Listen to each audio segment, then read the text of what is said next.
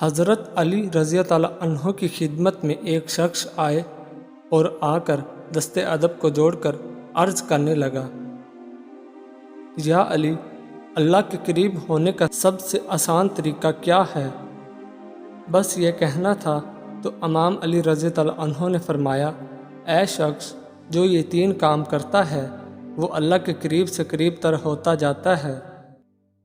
تو وہ کہنے لگا، یا علی، وہ 3 کام کون سے ہیں؟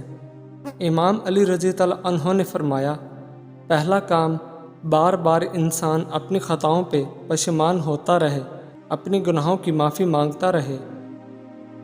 دوسرا کام، اپنا دل اللہ کی مخلوق کے لیے نرم رکھ کے جیے، جتنا ہو سکے اپنے وجود سے لوگوں کو فائدہ دینے کی عادت بنا لے۔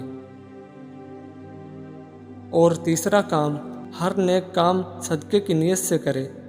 اللہ کی مخلوق کو دیکھ کر اگر مسکرائے تو یہ سوچ کے مسکرائے کہ اس خلقت کو اللہ نے پیدا کیا ہے۔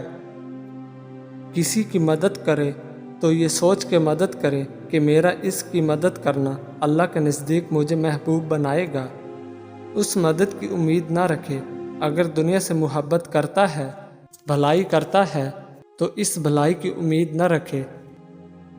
جس انسان میں نیکی کرنے کا فعل صدقے کی نیت سے ہوگا، اللہ کی مخلوق کے لیے اس کا دل نرم ہوگا اور بار بار اپنی خطاؤں کو لے کے پشیمان ہوگا، تو سمجھ جانا یہی وہ انسان ہے جو اللہ کے قریب رہ کر اللہ کو راضی کر بیٹھا ہے۔